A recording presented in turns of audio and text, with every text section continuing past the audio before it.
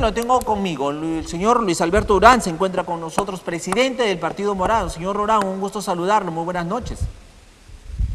¿Cómo estás? Muchísimas gracias por la invitación a tu programa y como siempre muy atento a tus indicaciones. Yo quería empezar efectivamente confirmándote el dato que te estás planteando. Ajá. Este señor ha sido nombrado como ministro de Agricultura, está registrado en el Partido Morado como afiliado desde el 5 de abril del año pasado. Durante todo este año de afiliación, él no ha tenido ninguna actividad partidaria relevante. Conforme a nuestros estatutos, cuando alguien no tiene una actividad relevante en el partido, no es considerado como militante. Entonces su condición es de afiliado y no de militante. Pero además ayer hemos sido sorprendidos todos con este gabinete o esta remoción de gabinete que ha planteado la señora Boluarte, donde ha parchado una serie de personajes o personalidades, digámoslo así, prefiero hablar de personajes, y entre ellos estaba este señor. Ujú. Mira, él no ha tenido ninguna conversación, ningún comentario con ningún dirigente del Partido Morado. Por lo tanto, su presencia es personalísima, en el más sentido estricto de la palabra. ¿Qué debería hacer un militante normalmente cuando es invitado a un gobierno, a participar de un gobierno? Avisar a las autoridades y pedir la suspensión o el retiro del partido, pero esto no ha ocurrido. Pero te doy un dato más. Nosotros como partido no podemos aceptar, hemos sido muy críticos con este gobierno desde su inicio, no podemos aceptar la falta de esclarecimiento de esas más de 60 muertes. Y tampoco podemos aceptar la falta de esclarecimiento hoy día de aparentes ingresos no justificados de la señora Boluarte. Y por eso le hemos pedido en aquel momento y hoy día que ella renuncie y dé cabida a un proceso político de reconstrucción de la sociedad. Entonces, tú entenderás, Carlos, que no hay forma de que aceptemos que alguien que sea afiliado al partido, a nuestros valores y a nuestros principios, pueda seguir siendo parte de él Ujú. y a la vez participar de un gobierno. Claro. Por eso, lo que yo he hecho personalmente es comunicar a una instancia del partido, que es el Tribunal de Disciplina y Ética, para que evalúen rápidamente ese caso y en el más breve tiempo, según los procedimientos internos que tiene ese tribunal, tome una decisión respecto a este personaje, a esta persona, en relación al partido por su situación política de decidir colaborar con un régimen que a todas luces está destruyendo al país. Entonces, Ajá. puede ser afiliado al partido, Carlos, pero sin ninguna duda te digo que el Partido Morado no participa, no ha tenido ninguna conversación con la presidenta, ni con el primer ministro, ni con ningún funcionario público de primer nivel de este gobierno, porque nosotros no creemos que deban continuar. Están arruinando al país y están deconstruyendo las instituciones en confabulación con el Congreso de la República, que ya sabes que tiene una serie de disposiciones, de normas que están deconstruyendo la vida ciudadana. Entre ellas, por ejemplo, por ponerte un ejemplo, la norma sobre materia forestal, Sí, las terrible. normas sobre Señor procedimientos Durán, administrativos, las normas de educación, podemos de etcétera, alguna... etcétera. Sí, Podría haber una cantidad de claro. esas. Entonces, no hay manera, de ninguna manera podemos aceptar que haya un afiliado del Partido Morado que pueda colaborar con este régimen. Podemos de alguna manera pues ya adelantar y casi casi estar seguros de que él va a ser retirado del Partido Morado en algún momento. Mira, yo no te puedo dar respuesta en relación al Tribunal Nacional de Disciplina y Ética porque es Claro. un tribunal autónomo. Lo que yo te puedo decir es que confío en que los miembros, los altos funcionarios de este tribunal Ajá. van a evaluar esto con una claridad y con una coherencia institucional muy grande y seguramente va a proceder, según el estatuto, algún tipo de sanción. Creo que la sanción que correspondería en este caso es el retiro del partido. Pero te digo algo más, Carlos. El Ujú. año pasado, en el mes de agosto, nuestro Tribunal Nacional de Disciplina y Ética comunicó a la militancia y a los simpatizantes y a los afiliados la obligación de hacer una declaración de conflictos de interés para que todo aquel que pertenece al partido señale si tiene algún vínculo de algún tipo de relación laboral, de confianza con alguna entidad del gobierno nacional, regional y local, para que todos estemos enterados de ese tipo de situaciones. ¿Por qué esto es bueno, Carlos? Porque es importante que un dirigente, un militante, un simpatizante de un partido como el nuestro tenga la claridad de que puede trabajar en el Estado, por supuesto, puede formar parte de la función pública, pero no puede aceptar cargos de primer nivel de confianza de un gobierno como este, que te repito, es un gobierno que ha destruido todos los valores en concreto en los que cree el Partido Morado. ¿Cómo catalogar en todo caso ya al margen de este afiliado del Partido Morado en torno pues a los cambios ministeriales del gabinete, en este caso del señor Gustavo Adrianza? ¿Cómo los cataloga usted a horas ya de que se presente para el voto de confianza en el Parlamento? Mira, el nombramiento de los ministros tiene que verse en el contexto de la crisis política desatada por la situación legal de la presidenta. En ese marco tenemos que verlo. Y además en el marco de un proceso de contubernio, voy a usar esa palabra, entre el Congreso y la propia presidenta para darle una salida política a esta situación extraña de falta de legitimidad originada por la corrupción en la que se encuentra. Entonces, los ministros que han sido entrados parecieran ser que son el resultado de algún tipo de relación con las distintas fuerzas del Congreso, con la finalidad de lograr una mayoría que sostenga este gobierno. Y por eso es para nosotros muy importante dejar claro que el Partido Morado no tiene nada que ver en estas transacciones que están realizando estos políticos tradicionales. ¿Qué es lo que va a pasar? Es posible, casi seguro, que van a blindar este gabinete y van a tratar entre todos ellos de cambiar la opinión pública, distraerla para sacarla de este problema que en mi opinión es gravísimo. ¿Por qué es gravísimo, Carlos? Porque lo que se está planteando como mensaje a la nación es que los políticos lo pueden todo y están por encima de la Constitución. ¿Cómo es posible que la señora presidenta, su primer ministro, su conjunto de ministros, todos los representantes de las fuerzas policiales y armadas den un respaldo frente a una negativa de esclarecer una situación evidentísima, la de los roles? Ahora la gente, algunos políticos que son ya descarados, dicen, pero ¿cuál es el problema con los roles? ¿Cómo no va a haber un problema con los roles? Es que ya no son los roles, ya no son los roles. El día de hoy el fiscal de la Nación ha dicho que el problema no son los roles, ya son 3 roles más un sinnúmero de joyas que supera el $500,000. Se habla de cuentas bancarias.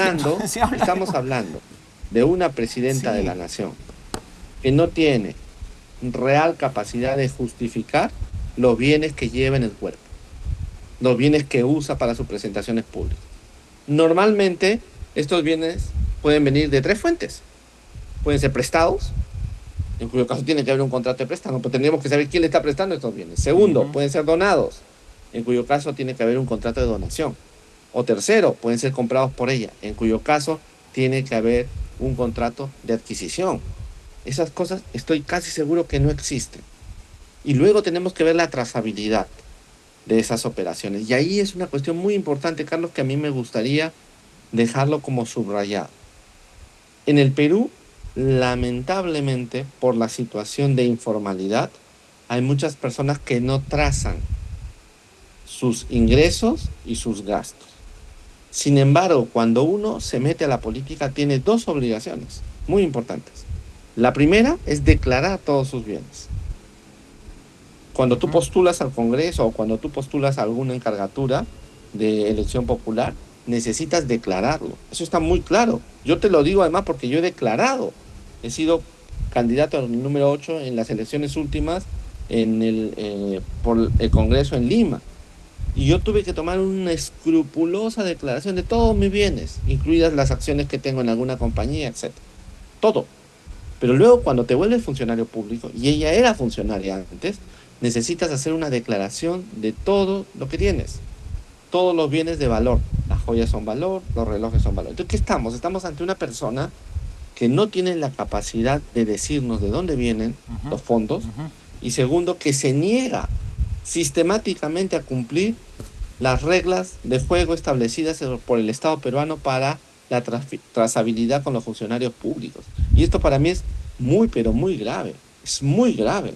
Porque si lo dejamos pasar, como ha dicho, por ejemplo, el señor Acuña, que es un irresponsable político, si dejamos pasar situaciones como esta, lo que estamos diciendo es que nos hemos dejado por vencer ya por mafias, por organizaciones que son incapaces de decirle al país de dónde se obtienen los ingresos en los que están. Sí, Por eso el a partido, eso Carlos, le ha iba. pedido muy Sí. claramente que se vaya. A eso iba, Y señor a los Durán. congresistas también. Sí, en Pero ese no se quieren ir. Sí. No se quieren ir. ¿Sabes por qué no se quieren ir?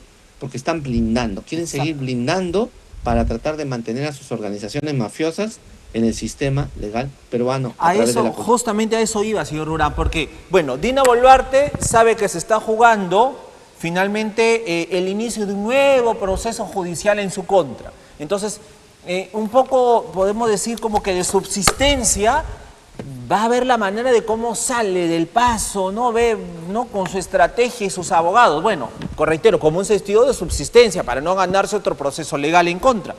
Sin embargo, ¿cómo entender que, como usted bien dice, o sea, que otras organizaciones políticas, llámese Fuerza Popular, llámese Alianza para el Progreso, Avanza País, en fin, como otros líderes políticos representados en el Congreso, pese a lo que están evidenciando, tratan de blindarla y protegerla, o sea, tratan de justificar estos presuntos ilícitos, estos presuntos delitos, tratan de maquillar el asunto y decir, no, acá no pasó nada, pero es un Rolex, ¿qué va a ser un Rolex, no? Y César Acuña acá en Trujillo, en La Libertad, ¿qué dice el gobernador, el líder de APP?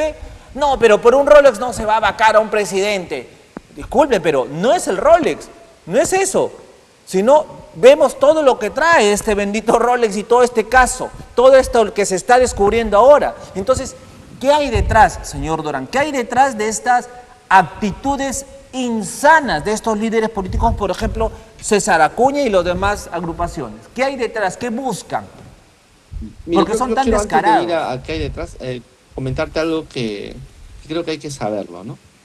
Todos estos políticos, todos, sin excepción, los que están en el Congreso, como los que están en el Poder Ejecutivo, y muchos de los gobernadores regionales y sus élites de poder, tienen un problema. ¿Sabes cuál es el problema? Es un problema de orden emocional, cultural. Cada vez que ganan poder, intentan separarse de la vida común racional de la gente. Por lo tanto, se llenan de prebendas, de privilegios. Por eso usan Rolex, por eso usan zapatos de alta gama, por eso viajan, porque quieren decirle a los ciudadanos que ellos no solamente tienen el poder, sino que lo expresan, lo vulgarizan, presentándole a una sociedad que está en pobreza, a gente que no tiene para comer, a gente que tiene hambre. Esa no debe ser, no debería ser la forma de actuar de un político.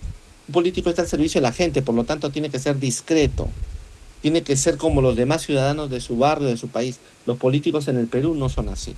Por eso yo siempre digo, cuando vayas a votar, fíjate cómo se viste y qué usan los políticos.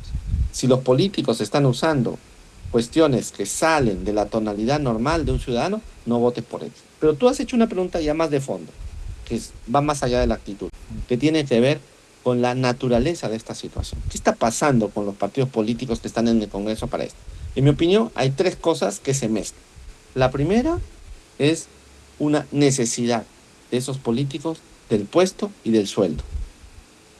La gente que ha entrado al Congreso necesita esos privilegios para sobrevivir, porque fuera de ese espacio, fuera de esas, digamos así, espacios que han conseguido, y sepa Dios cómo, no tienen cabida. No podrían sobrevivir ninguno de ellos fuera del ámbito de esas redes políticas en las que están. Entonces, lo primero es un instinto de sobrevivencia económica, social y política de los congresistas por seguir sobreviviendo. En segundo lugar, hay un problema de viabilidad de esos partidos. Los partidos que están hoy día en el Congreso, todos ellos no tienen ningún respaldo de la población. La población no los respeta. Ninguno de esos va a pasar del 10% en las próximas elecciones. Y lo saben. Y no tienen además liderazgos convocantes, liderazgos que le anuncien al país una alegría. Por lo tanto, ¿qué tienen que hacer? Es resistir para poner el tablero de juego en su favor. ¿Qué significa poner el tablero en su favor? Gestionar que esos congresistas puedan establecer leyes que les beneficien y que la cancha no esté plana en las elecciones siguientes.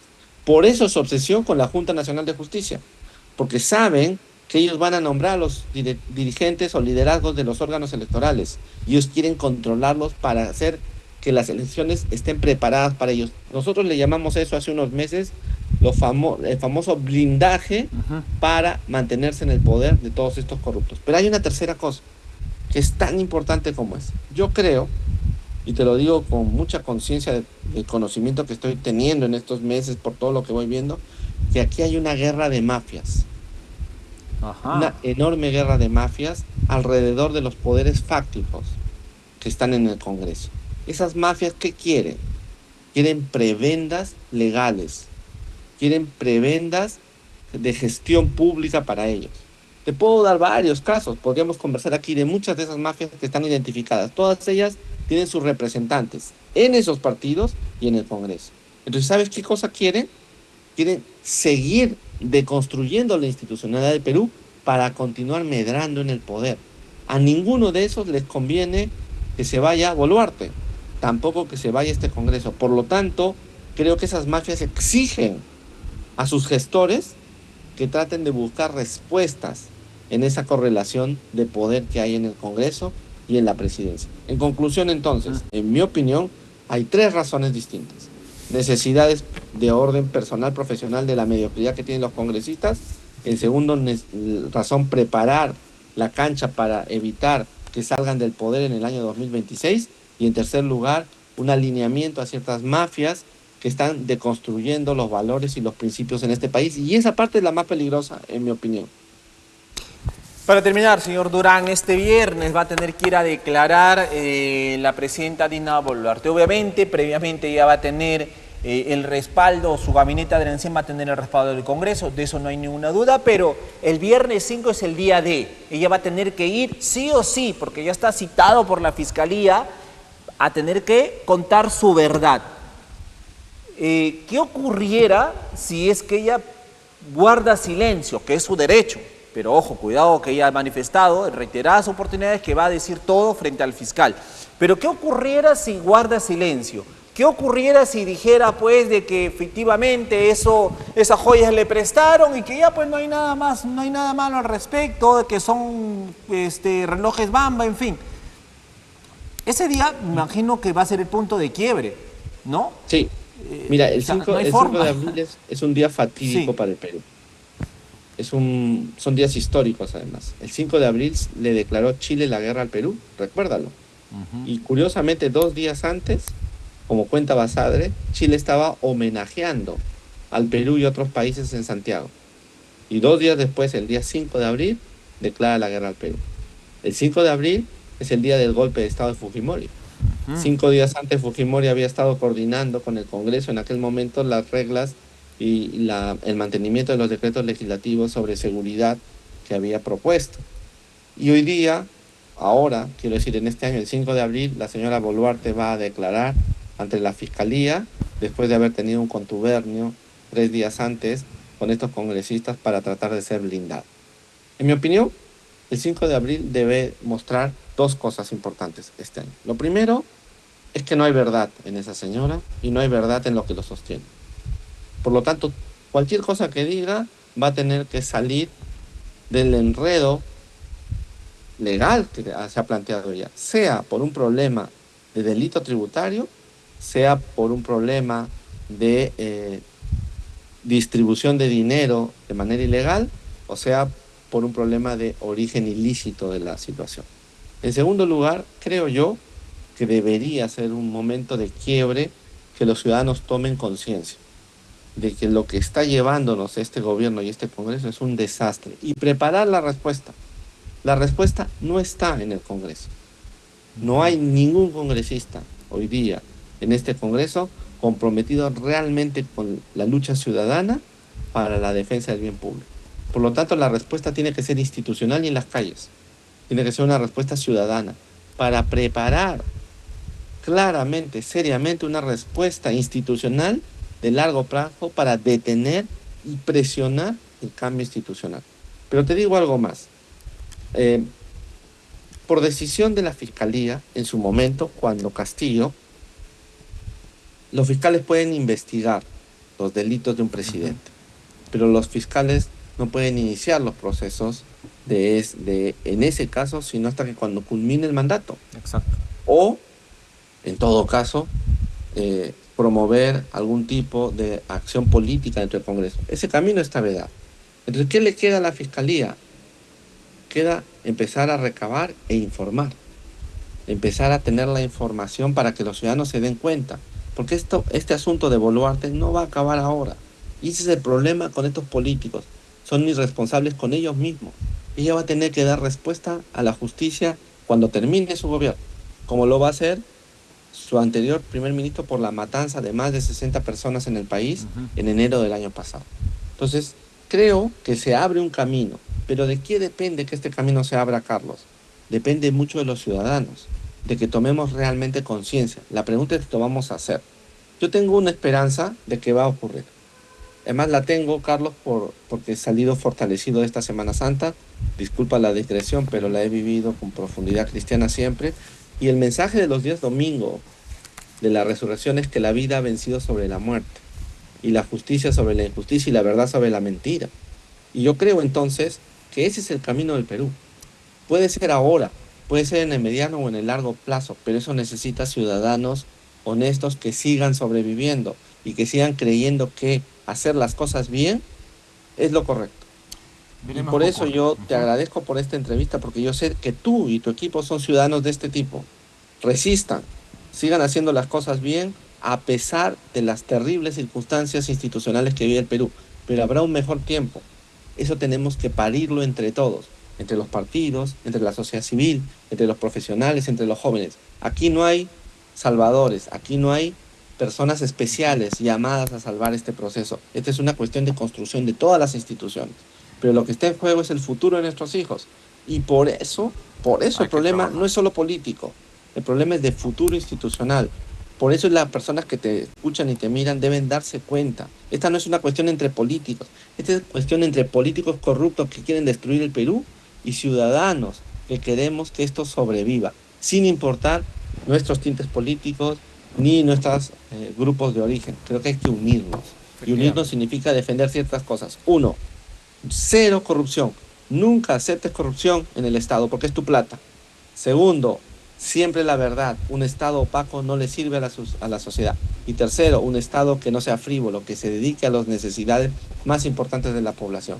Creo que en eso estamos y creo que ese debe ser el inicio de la ruptura. Ojalá que sea así, Carlos. Le agradezco muchísimo por estar esta noche con nosotros, Luis Alberto Durán, presidente del Partido Morado. Un abrazo a la distancia. Muchas gracias.